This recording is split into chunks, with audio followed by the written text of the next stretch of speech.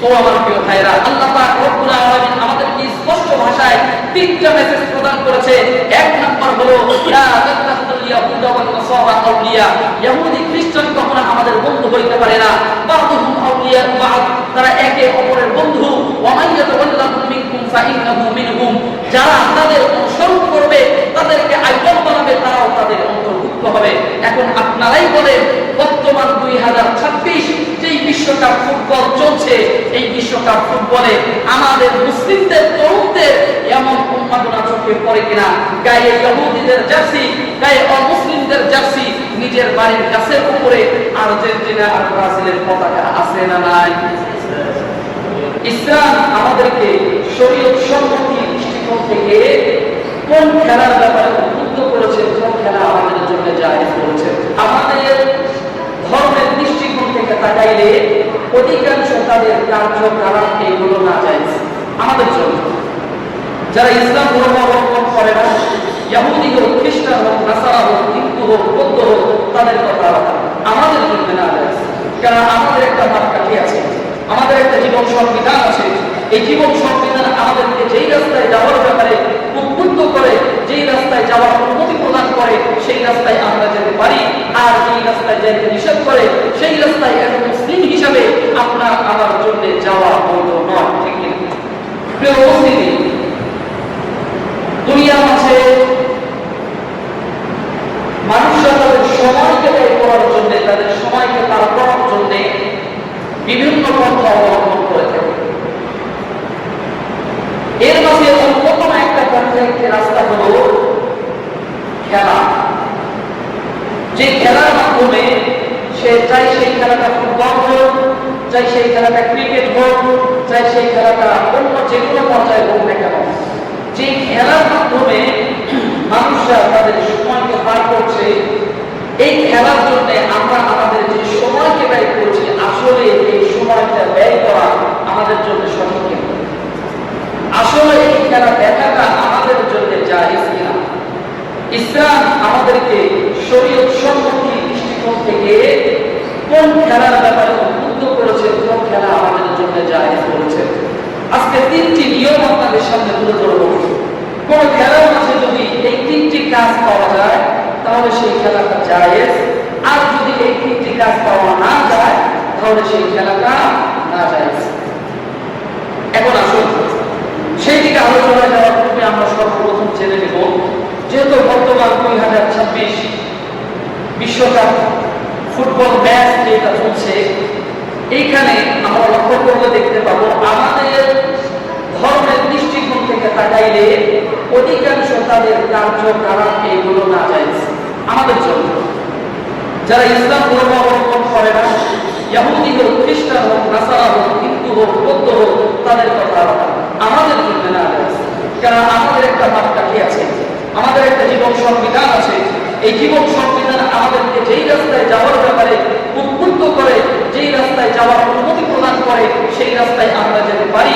আর যেই রাস্তায় যাইতে নিষেধ করে, সেই রাস্তায় একজন মুসলিম হিসাবে আপনার আমার জন্য যাওয়া বৈধ নয়। ঠিক না? এবার আসুন দুইটা জিনিস যাদের কথা স্পষ্ট ভাষায় উল্লেখ করেছে, লা তাত্তাখিযুল ইয়াহুদা ওয়ান নাসারা আউলিয়া, ইহুদি এবং নাসারা এরা কখনো পশ্চিমকালেও মুসলমানদের বন্ধু হতে পারে না। এইবার আসুন আল্লাহ পাক রব্বুল আলামিন এর পরের ধাপে এটাও জানিয়ে দিচ্ছে, তোমাদের সাথে তো তারা বন্ধুত্ব স্থাপন করবে, কিন্তু মনে রাখো প্রকৃতপক্ষে তারা তোমাদের বন্ধু নয়, তোমাদের ক্ষতি সাধন করার জন্যই চেষ্টা করেছে। আচ্ছা বুঝলাম, কিন্তু এইটা কি তোমরা জানো? বা'দুহুম আউলিয়া ও বা'দ, ও আমার বান্দা, তোমরা ব্যতীত তারা যারা দুনিয়ার বুকে বসবাস করে, বা'দুহুম আউলিয়া ও বা'দ, তারা একে অপরের বন্ধু বলে না। যেটা দৃষ্টান্ত, যেটা নজির আপনারা দেখেছেন, মুসলমানদের উপরে জুলুম অত্যাচার করলে মুসলমানদের পক্ষে দাঁড়িয়ে অমুসলিম কোনদিনও কোনো কথা বলে নাই। কিন্তু মুসলিমদের বাহিরে যে কোনো ধর্ম অবলম্বী হোক না কেন, তাদের উপরে যদি কোনো অন্যায় হয়, অত্যাচার হয়, অন্যান্য ধর্মাবলম্বী যারা রয়েছে তারা সকলে মিলে তাকে সাপোর্ট করে। ঠিক কিনা? এটা আপনারা দেখেছেন। আল্লাহ পাক রব্বুল আলামিন আউলিয়া বান্দা, প্রথম কথা তো বললাম লা তাতাখিযুল ইয়াহুদা ওয়ান নাসারা আউলিয়া, তোমরা ইহুদি নাসারাদেরকে তোমাদের বন্ধুরূপে গ্রহণ করো না, এবং এটাও মনে রাখো বাদুম আউলিয়া বাদ, বিপদে পড়বে মনে করিও না ইহুদি শুধুমাত্র তোমাদের সাথে শত্রুতা করবে, বিপদে পড়বে মনে রাখো না শুধুমাত্র খ্রিস্টান তোমাদের সাথে শত্রুতা করবে, বিপদে পড়বে এইটা মনে করিও না শুধুমাত্র হিন্দু শুধুমাত্র বৌদ্ধ তোমাদের সাথে শত্রুতা পোষণ করবে, মনে রাখো বাদুম আউলিয়া বাদ, তারা একে অপরের সকলের বন্ধু। সুতরাং আমরা একা। এইবার আসেন আল্লাহ পাক রব্বুল আলামিন কি বলছেন,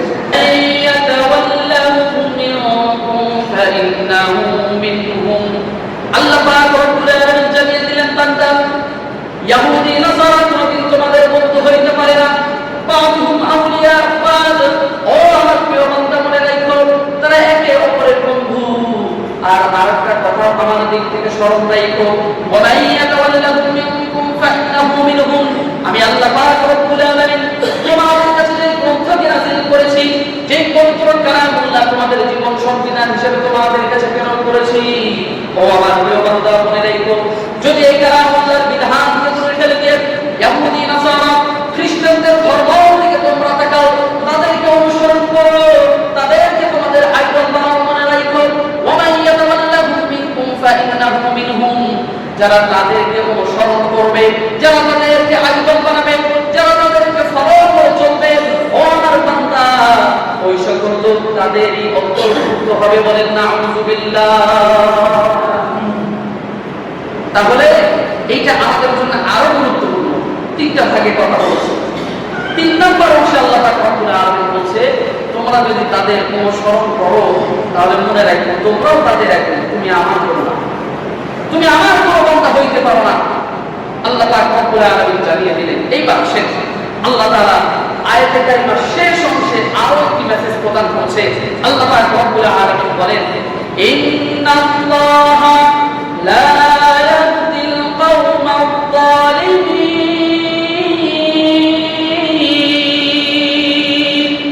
আল্লাহ পাক রব্বুল আলামিন এই কথা জানিয়ে দিচ্ছেন, মনে রাখো নিশ্চয়ই আমি আল্লাহ পাক রব্বুল আলামিন জালিম সম্প্রদায়কে কখনো হিদায়াত দান করি না, বলেন সুবহানাল্লাহ। জালিম সম্প্রদায় যারা মুসলিমদের বাহিরে আছে, যারা ইহুদি খ্রিস্টান নাসারা হিন্দু বৌদ্ধ ইত্যাদি, তারা তো জালেম, ঠিক আছে, তারা ইসলাম ধর্ম গ্রহণ করে নাই, কিন্তু যারা ইসলাম ধর্ম গ্রহণ করেছে, নিজেকে মুসলিম হিসাবে দাবি করেছে, নিজের জীবন সংবিধান কোরআনকে পাওয়ার পরেও এই কোরআনকে দূরে ঠেলে দিয়েছে, দিয়ে অন্য কোনো বিজাতিদের কৃষ্টি কালচারকে গ্রহণ করেছে, তারাও জালেম, ঠিক কিনা? কারণ তারা কোরআনের বিধানকে মানে না, কারণ তারা আল্লাহ পয়গম্বরের দীর্ঘ 63 বছর হায়াতের যে অক্লান্ত পরিশ্রম তিনি রেখে গেছেন, এই পরিশ্রমকে তারা মানে নাই। সুতরাং তারাও জালেমদের অন্তর্ভুক্ত হবে। তো আমার প্রিয় ভাইরা, এইবার আসেন আল্লাহ পাক রব্বুল আলামিন আমাদেরকে স্পষ্ট ভাষায় 3টা মেসেজ প্রদান করেছে। 1 নাম্বার হলো লা তাতাখিযুল ইয়াহুদা ওয়ান নাসারা আউলিয়া, ইহুদি খ্রিস্টান কখনো আমাদের বন্ধু হইতে পারে না। বাদুহুম আউলিয়া বাদ, তারা একে অপরের বন্ধু। ওয়া মাইয়াতাওয়াল্লাহুম মিনকুম ফাইন্নাহু মিনহুম, যারা তাদের অনুসরণ করবে, তাদেরকে আইডল বানাবে, তারাও তাদের অন্তর্ভুক্ত হবে। এখন আপনারাই বলেন, বর্তমান 2026 যেই বিশ্বকাপ ফুটবল চলছে, এই বিশ্বকাপ ফুটবলে আমাদের মুসলিমদের তরুণদের এমন উন্মাদনা চোখে পড়ে কিনা? গায়ে ইহুদিদের জার্সি, গায়ে অমুসলিমদের জার্সি, নিজের বাড়ির গাছের উপরে আর্জেন্টিনা আর ব্রাজিলের পতাকা আছে না নাই? নাম তো বললাম 2টা, অহরহ আওয়াজ। মহব্বত কাকে করছি? মহব্বতের আত্মপ্রকাশ কাদের ব্যাপারে করছি? মনে রাখা দরকার। আমরা নিজেদের আত্মমর্যাদাবোধকে হারিয়ে ফেলেছি। ফুটবলের দিকে যাওয়ার আগে আমাদের একটা জিনিস জানার দরকার, আসলে ফুটবল কাকে বলে। আমরা যে বলি ফুটবল, আসলে ফুটবল জিনিসটা কি? ফুট শব্দের অর্থ হলো পা, আমরা যেটাকে বলি ঠ্যাং, আর পা শব্দের অর্থ হলো গোলাকার কোনো জিনিস। তো ফুটবল যেহেতু গোলাকার জিনিস, বলটাকে পা দিয়ে লাথি মেরে খেলা হয়, এই জন্য তার নাম দেওয়া হচ্ছে ফুটবল। ঠিক আছে, বুঝলাম। আচ্ছা, এই ফুটবল আমাদের মুসলিমদের জন্য, অমুসলিমদের কথা আমি ভাবছিলাম, আমি মনে করি মুসলিমদের জন্য এই ফুটবল খেলা দেখা অথবা ফুটবল খেলার জন্য নিজের অর্থ ব্যয় করা কোনোটাই জায়েজ নেই, বলে ঠিক কিনা? আমি দলিল প্রমাণ পেশ করছি। তো ফুটবল বলা হয় এমন জিনিস, গোলাকার কোন জিনিসকে পা দ্বারা লাথি মারা। এইটা কেমন খেলা? যেই ফুটবল, আচ্ছা বলেন দেখি, যেটা পা দিয়ে খেলতে হয়, সেই পা দিয়ে খেলা জিনিস শরীরের অঙ্গ প্রত্যঙ্গের মধ্যে আমাদের যতগুলো অংশ আছে সব অংশের মাঝে, সব অঙ্গের মাঝে সবচাইতে নিম্ন মানের, সবচাইতে কম দামি জিনিসের নাম কি? পা। কারণ আমরা পা দিয়ে কি করি? রাস্তায় চলাফেরা করি, পা দিয়ে নামাকির উপর দিয়ে হাঁটি, পা দিয়ে বিভিন্ন কার্যকলাপ করি। আমাদের পারিবারিক সামাজিক রাষ্ট্র জীবনে পা দরকার, এটা আলাদা বিষয়, চলার জন্য এটা আলাদা। কিন্তু যত উন্নত মানের কাজ আমরা হাত দিয়ে করি, মুখ দিয়ে করি, শরীরের অঙ্গ প্রত্যঙ্গ অন্য কিছু দিয়ে করি, কিন্তু পা দিয়ে কিন্তু নিচের কাজগুলোই করি। পা দিয়ে নোংরাটা ফেলা, ঠিক কিনা? পা দিয়ে কারণে লাথি মারি, এটা নিম্ন মানে খারাপ। আচ্ছা বলেন দেখি, তাহলে শরীরের মানে সবচাইতে নিম্ন মানের যে অঙ্গটা আছে সেইটা হলো পা। এই পা দিয়ে যে খেলাটা খেলা হয়, সেই খেলা কখনো উন্নত মানের খেলা হইতে পারে? আওয়াজ দিয়ে বলেন পারে? কখনো পারে না। আচ্ছা বলেন, তাহলে শরীরের নিম্নমানের অঙ্গ দিয়ে যদি আমরা ফুটবলকে খেলি, ফুটবলকে বাড়ি দিয়ে খেললে এইটা যদি খেলা হয়, আর এইটা যদি এত উন্নতই খেলা হয়, তাহলে পায়ের চাইতে আমাদের হাতের দাম কম না বেশি? আওয়াজ দিয়ে বলেন কম না বেশি? তাহলে ফুটবল খেলায় বল যদি হাতে লাগে, এটাকে কি বলে? হ্যান্ডবল। মানে কি হাতে লাগা যাবে না। তাহলে বলেন তো আপনার পায়ের চাইতে হাতের দাম কম না বেশি? তাহলে যেই খেলাটা পা দিয়ে খেলা যায়, এই খেলাটা সর্ব অবস্থায় হাত দিয়ে খেলা যাওয়ার কথা। তাদের নিয়মে উল্টা, পা দিয়ে খেলবে, হাতে লাগবে সেটা হ্যান্ডবল। বা আচ্ছা ঠিক আছে, আচ্ছা বলেন দেখি, হাতের চাইতেও দামি আমাদের মাথা আছে না নাই? আবার উল্টা ঘুরে গিয়ে দেখছে মাথা দিয়ে যদি ফুটবল মারে, এইটা আবার ঠিক আছে, হেড মিলছে, এটা ঠিক। আরে ভাই, এমন একটা জিনিস যেটা পা দিয়ে মারলে বলে ঠিক আছে, হাত দিয়ে মারলে বলে ঠিক নাই, মাথা দিয়ে মারলে আবার বলে ঠিক আছে, এটা কখনো সহি শুদ্ধ খেলা হইতে পারে? আওয়াজ দিয়ে বলেন পারে? এইবার আসেন, ফুটবল বিশ্বকাপ আমাদের মধ্যে এসেছে, বর্তমান দুনিয়ায় চলছে, মানলাম সবকিছু। আমরাই শুধুমাত্র মুসলিমরাই তো দুনিয়ার মধ্যে বসবাস করি না, আরো মানুষ আছে, খেলুক, সমস্যা নেই। কিন্তু আপনারাই বলেন, এই ফুটবল বিশ্বকাপের মাঝে যে খেলাটা দেখার জন্য, যে খেলাটা সেলিব্রেট করার জন্য লক্ষ লক্ষ মুসলিম তরুণরা উন্মাদনার সাথে রাত্রি জেগে তার সময়কে ব্যয় করছে, এটা কি জায়েজ না না জায়েজ? একটা কথা বলেছিলাম যে তিনটা কাজ কোনো খেলার মধ্যে পাওয়া গেলে এই খেলা জায়েজ, আর তিনটা কাজ যদি পাওয়া না যায় ওই খেলাটা না জায়েজ, ঠিক কিনা? সেই তিনটা কাজ জানার দরকার আছে না নাই? সবার বলতে হবে, জানার দরকার আছে না নাই? তিনটা কাজের মাঝে এক নাম্বার কাজ হলো খেলার দ্বারা কোনো উপকার হতে হবে। যেই খেলার দ্বারা কোনো উপকার হয় এই খেলা জায়েজ। একটা প্রথম নাম্বার উপকারের মাঝে যেমন শরীর চর্চা, যেমন ব্যায়াম ইত্যাদি আমাদের শরীরের জন্য উপকার। তো ফুটবল খেলার মাঝে শরীর চর্চা পাওয়া যায়, একটা পাইলাম, মিলল, বুঝলাম। দুই নাম্বার পয়েন্ট, শরীয়তের কোন বিধানকে লঙ্ঘন করা যাবে না, এমন কোন খেলা যেটা শরীয়তের বিধানকে লঙ্ঘন করে, এটা না যায়। আচ্ছা বলেন তো দেখি, পুরুষদের জন্য সতর কতটুকু? নাভি থেকে নিয়ে হাঁটু শেষ পর্যন্ত পুরুষদের সতর, ঠিক কিনা? একে অপরের সামনে উন্মুক্ত করলে গুনাহ হবে কি হবে না? অন্য কেউ যদি দেখে গুনার হকদার হবে কি হবে না? এইবার আসুন, ফুটবল খেলার মাঝে তারা যে পোশাকটা পরে, এটা হাঁটুর উপরে না নিচে? সবার মধ্যে উপরে না নিচে? উপরে। তাহলে সেই খেলা দেখা যায় না না যায়? যেই অঙ্কটা আমাদের জন্য ঢাকা ইসলাম ফরজ করেছে, ওই অঙ্ককে উন্মুক্ত করে তারা ফুটবল খেলবে, আর মুসলিম যুবকরা ওই ফুটবল খেলাকে সমর্থন জানাবে, ওই ফুটবল খেলার জন্য উন্মাদনা দেখাবে, এইটা কখনো হতে পারে না। তিন নম্বর পয়েন্ট, এমন খেলা যেই খেলার দ্বারা দুনিয়ার কোনো ক্ষতি না হয়, অর্থাৎ দুনিয়ার ক্ষতি হওয়া যাবে না। কাজ কাম সকল কিছু বাদ দিয়ে, ব্যবসা বাণিজ্য বাদ দিয়ে সেই খেলার মধ্যে লিপ্ত হওয়া। আচ্ছা বলেন দেখি, ফুটবল খেলাকে কেন্দ্র করে দোকানদার তার শাটার 2 ঘন্টা আগে নামায় কি নামায় না? কর্মচারী তার কাজ 1 ঘন্টা আগে বন্ধ করে কি করে না?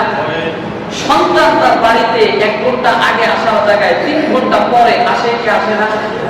তো দুনিয়ার যেগুলো জরুরি কাজ ছিল এই জরুরি কাজগুলোকে বন্ধ করে দিয়ে খেলা দেখা হচ্ছে। এইটা তো জেনুইন তিনটা বিষয় বললাম। এছাড়াও ফুটবল খেলার মাঝে নর্তকী নাচানো থেকে শুরু করে বেগানা মুসলিম বেগানা নারী পুরুষদেরকে একত্রিত করার পাশাপাশি ছিটে বসানো আছে না নাই? তাহলে এই সকল কিছু থাকা সত্ত্বেও একজন মুসলিম যুবক ফুটবল প্রেমী কিভাবে হইতে পারে? যদি শরীর চর্চার জন্য আমরা আমাদের সতর্কে থেকে ফুটবল খেলে এটা আলাদা কথা, কিন্তু বর্তমান ওয়ার্ল্ডের মাঝে যে বিশ্বকাপ ফুটবল চলছে, এই বিশ্বকাপ ফুটবলের যে রীতিনীতি আছে এইটা আমাদের ধর্মীয় দৃষ্টিকোণ থেকে দেখা এবং খেলা দুইটাই না যায় বলেন, ঠিক কিনা? আমার প্রিয় ভাইয়া, কষ্ট লাগতে পারে, হুজুর আমি তো ব্রাজিলকে সাপোর্ট করি, হুজুর আমি তো আর্জেন্টিনাকে সাপোর্ট করি, হুজুর আমি ফ্রান্সকে সাপোর্ট করি, হুজুর আমি জার্মানিকে সাপোর্ট করি। আর এটা না যায় যে এখানে কিছু করতে যাই, খেলতে যাই, ইসলাম এর মধ্যে চলে আসে, বলে এইটা আবার কেমন কথা, ইসলাম আমাদেরকে খেলতেই দেয় না। আরে ভাই, ইসলাম আপনাদেরকে খেলতে দেয় না এমন না, ইসলাম অনর্থক কোনো কাজ কোনো খেলাকে বৈধতা দেয় না, বলে ঠিক কিনা? অনর্থক কোনো কাজ মুসলমান করতে পারে না।